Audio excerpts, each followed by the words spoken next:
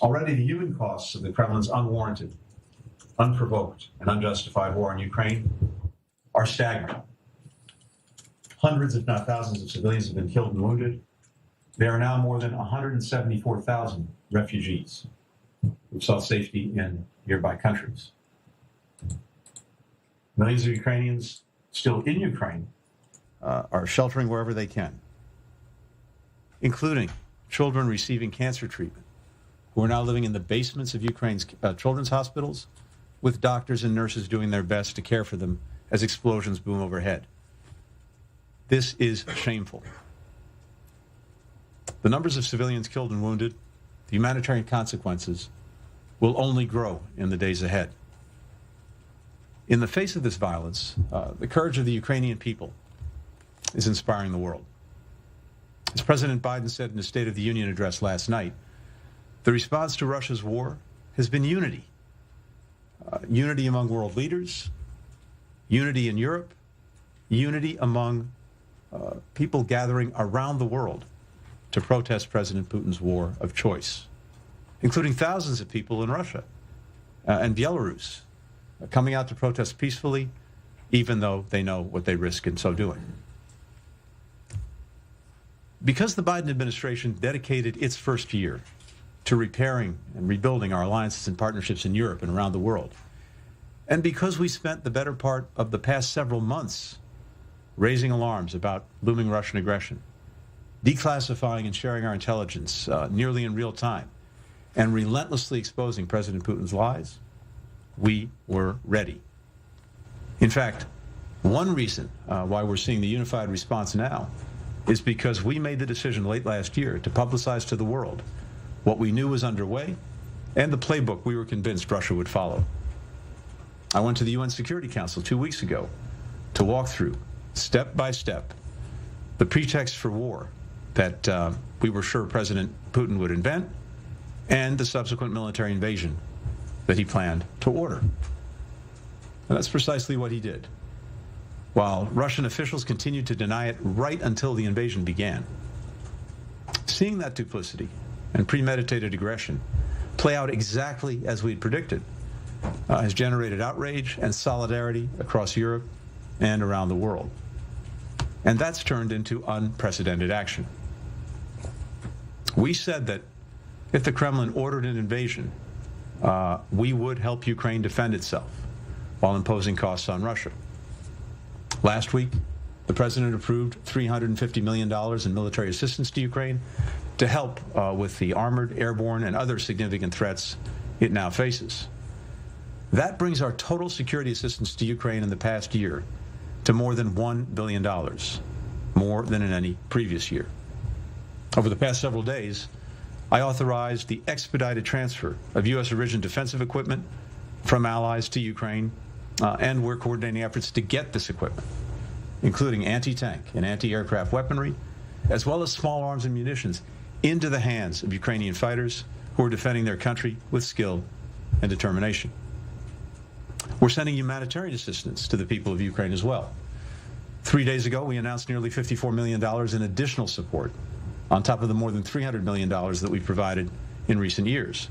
USAID has deployed a disaster assistance response team, our top international emergency responders, to lead the U.S. humanitarian response in coordination with European allies, partners, and international organizations. And USAID Director Samantha Power was, as you know, just in Poland along the border with Ukraine a few days ago, along with other senior officials from the State Department. And we're working to support the frontline countries, including Poland, Moldova, Romania, Hungary, and Slovakia, that have welcomed hundreds of thousands of refugees, including many children, elderly people, people with disabilities, all of whom are fleeing Ukraine to escape Russia's violence and facing harrowing journeys to reach safety. We and our allies and partners will work to keep people safe, manage the flow of refugees, keep border crossings open, and provide critical supplies. At the same time, we're holding Russia accountable, including Russia's economy. Back on December 1st, I said that Russia would face massive consequences for attacking Ukraine, including severe and lasting economic costs. The United States and more than 30 allies and partners, representing more than half the world's economy, have made good on that commitment, with powerful sanctions and export controls on Russia, including additional actions just today. We've now sanctioned most of Russia's largest financial institutions and its sovereign wealth fund. The European Union removed key sanctioned Russian banks from the SWIFT international payments network. We've restricted Russia's ability to seek funding beyond its borders. 13 of the most critical Russian state-owned enterprises, including Gazprom, are now extremely limited in raising money through the U.S. market. We've imposed sanctions on individuals, including President Putin, other members of Russia's Security Council, and elites and their family members. And we and our allies and partners are launching a task force to identify, track down, and freeze the assets of sanctioned Russian companies and oligarchs. We will freeze and seize their yachts, their private jets, their opulent estates in world capitals. Today, we're also imposing sweeping sanctions on Russia's defense sector. In total, 22 Russian defense-related entities will be designated, including companies that make combat aircraft, infantry fighting vehicles, missiles, unmanned aerial vehicles, electronic warfare systems, the very systems now being used to assault the Ukrainian people, abuse human rights, violate international humanitarian law. We're also imposing export controls on Belarus to hold the Lukashenko regime accountable for being a co-belligerent in President Putin's war of choice. We will choke off Belarus's ability to import key technologies. And if Lukashenko's support for the war continues, the consequences for his regime will escalate. All told, these sanctions and restrictions have had a powerful effect on Russia's economy. The value of the ruble has plummeted. The Russian stock market closed as fear of capital flight rose. Interest rates more than doubled. Russia's credit rating has been cut to junk status. The value of President Putin's war fund has vanished. And by choking Russia's access to technology, we're delivering a blow to its economy and military that will be felt not just now, but for years to come. President Putin may have assumed that the United States and our allies were bluffing when we warned of massive, unprecedented consequences. But, as President Biden likes to say, big nations can't bluff. The United States doesn't bluff, and President Putin has gravely miscalculated. As President Biden made clear last night, this is President Putin's war. This isn't the Russian people's war. It's becoming clearer by the day that the Russian people oppose it. Members of the Russian military oppose it and had no idea what they were being sent to do. And now the Russian people will suffer the consequences of their leaders' choices. So, my message to the people of Russia, if they're even able to hear it, as the Kremlin cracks down even harder on media outlets reporting the truth, my message is that we know many of you want no part of this war. You, like Ukrainians, like Americans, like people everywhere, want the same basic things. Good jobs, clean air and water, the chance to raise your kids in safe neighborhoods, to send them to good schools, to give them better lives than you had. How in the world does President Putin's unprovoked aggression against Ukraine help you achieve any of these things? How is it going to make your lives better?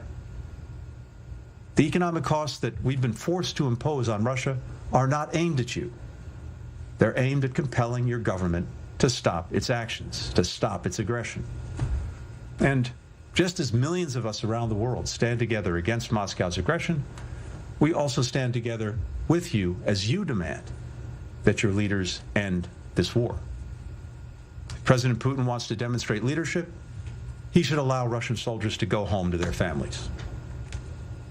Finally, the United States is continuing our diplomatic efforts. We're keeping the door open to a diplomatic way forward. That's going to be very hard to happen without military de-escalation. It's much more difficult for diplomacy to succeed when guns are firing, tanks are rolling, planes are flying. But if Russia pulls back and pursues diplomacy, we stand ready to do the same thing. Meanwhile, our intensive diplomacy with allies and partners continues. I've been in virtually daily contact with my friend and counterpart, Ukraine's Foreign Minister Kuleba. And I've made clear that we'll support any diplomatic efforts by the Ukrainian government to reach a ceasefire and withdrawal of Russian forces. If there are diplomatic steps that we can take that the Ukrainian government believes would be helpful, we're prepared to take them, even as we continue to support Ukraine's ability to defend itself. Tomorrow, I'll travel to Brussels, where I'll meet with our NATO, European Union, and G7 allies and partners to continue our coordination, to commend them on the unprecedented steps that they've taken to support Ukraine and hold Russia to account, and to reaffirm our Article 5 commitment that an attack on any NATO member is an attack on all. From there, I'll travel to Poland, which is already hosting hundreds of thousands of Ukrainian refugees, with tens of thousands arriving by the day. And then to Moldova, which is also hosting Ukrainian refugees, and where Russian troops have been occupying territory against the will of the people for years. And then I'll go on to the Baltic countries, to Latvia, Lithuania, Estonia, which are facing a renewed threat from Russia themselves, as President Putin seeks to reassert Russia's dominance over former Soviet republics. Latvia, Lithuania, Estonia are our NATO allies. And as President Biden has said, we will defend every inch of NATO territory against any aggression, from Russia or otherwise. Finally, I want to note the consequential and historic vote that just took place in the United Nations.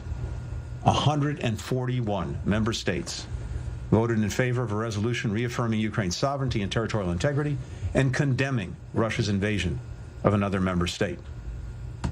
As this vote revealed, the overwhelming majority of the international community stands in strong support of the core principles of the United Nations and upholding the UN Charter, and stands against Russia's reckless attempts to change the borders of another sovereign country by force to replace its will for the will of the Ukrainian people.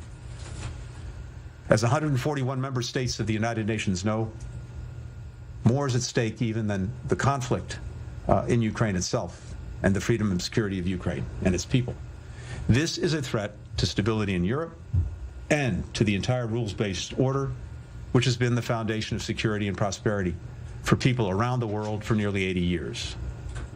In this time of uncertainty, we have a clear way forward. Help Ukraine defend itself, support the Ukrainian people, hold Russia accountable, and persist with diplomacy. President Putin is more isolated from the world than ever before. As President Biden predicted last night, when the history of this era is written, Russia's war on Ukraine will have left Russia weaker and the rest of the world stronger. And in the days ahead, we'll continue to draw inspiration from the iron will of the Ukrainian people.